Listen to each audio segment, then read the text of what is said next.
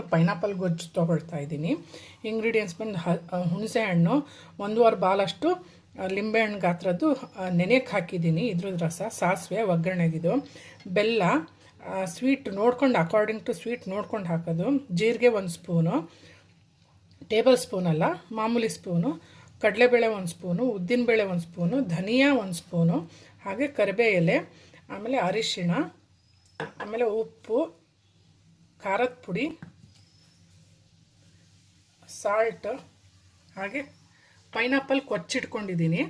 ಒಂದು pineapple full ಕೊಚ್ಚಿಟ್ಕೊಳ್ಳಿ. ಎಲ್ಲನೂ ಹುರ್ಕೋಬೇಕು. ಕಡಲೆಬೇಳೆ, ಉದ್ದಿನಬೇಳೆ, ಧನಿಯಾ ಎಲ್ಲನೂ ಹುರ್ಕೋಬೇಕು. ಈಗ ಕಡಲೆಬೇಳೆ ಫಸ್ಟ್, ಉದ್ದಿನಬೇಳೆ ಕೂಡ ಹಾಕಿದ್ದಾರೆ ನೋಡಿರಿ ಅಲ್ಲಿ. ಉದ್ದಿನಬೇಳೆ, ಜೀರಾ ಆ್ಯಡ್ ಮಾಡ್ತಾ ಇದ್ದೀನಿ. ಜೀರಾ ಹಾಗೂ ಧನಿಯಾ ಎರಡೂ ಆ್ಯಡ್ ಮಾಡ್ತಾ ಇದ್ದೀನಿ. ಧನಿಯಾ, ಜೀರಿಗೆ, ಕಡಲೆಬೇಳೆ, ಉದ್ದಿನಬೇಳೆ ಹಾಗೆ ಕರಿಬೇವು ಎಲೆ. ಈಗ ಎಲ್ಲನೂ ನಸುಗೆಂಪಾಗೋ ತನಕ ಹುರ್ಕೋಬೇಕಿದು. ಹಾಕ್ತೀನಿ 1/4 ಸ್ಪೂನ್ ಅಷ್ಟು.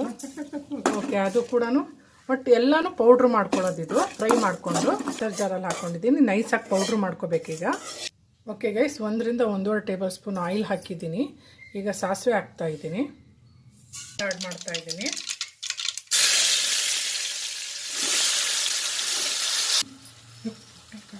ನೋಡ್ಕೊಂಡು ಖಾರ ಆ್ಯಡ್ ಮಾಡಿರಿ. ಒಣಮೆಣ್ಸಿನ್ಕಾಯಿ ಇದೆ, ಒಣಮೆಣ್ಸಿನ್ಕಾಯಿ ಪೇಸ್ಟ್ ಜೊತೆಗೆ ಮೆಣಸಿನ್ಕಾಯಿ ಇಲ್ಲ ಅಂದರೆ ಖಾರದ ಪುಡಿ ಹಾಕೋಬೋದು.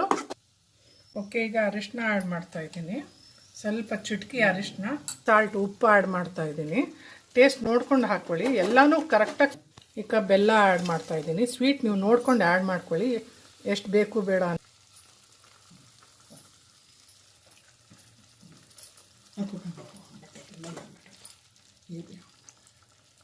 ಓಕೆ ಓಕೆ, ಈಗ ಪೈನಾಪಲ್ ಸ್ವಲ್ಪ ಬೇಯಬೇಕು.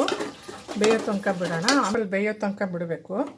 ಪೈನಾಪಲ್ ಬೆಂದಿದೆ. ಈಗ ಪೌಡ್ರ್ ಮಾಡ್ಕೊಂಡಿದ್ದು ಅಷ್ಟೂ ಆ್ಯಡ್ ಮಾಡ್ತಾ ಇದ್ದೀನಿ. ಈಗ ಮಸಾಲೆ ಪೌಡ್ರ್ ಹಾಕಿದ್ದೀನಿ. ಒಂದು 5 ನಿಮಿಷ ಕೈ ಆಡಿಸ್ತಾನೆ ಇರಬೇಕು, ಬಿಡೋ ಹಾಗಿಲ್ಲ, ತಳ ಹಿಡಿಯುತ್ತೆ, ವಾಸನೆ ಬಂದುಬಿಡುತ್ತೆ ಒಂಥರ ಕರಟಿದ್ದು.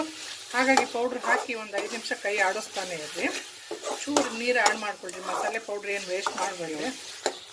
ಓಕೆ, ನೋಡಿ ಈ ಥರ ಕೈ ಆಡಿಸ್ತಾನೆ ಇರ್ರಿ ಒಂದು 5 ನಿಮಿಷ. ಓಕೆ, ಪೈನಾಪಲ್ ಗೊಜ್ಜು ಇಷ್ಟೇ ಮುಗೀತು ನೋಡಿ.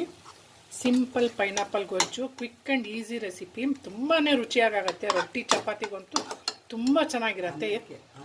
ಅನ್ನಕ್ಕಂತೂ ಇದ್ದಿದ್ದು ಟೇಸ್ಟ್ ಕೊಡುತ್ತೆ.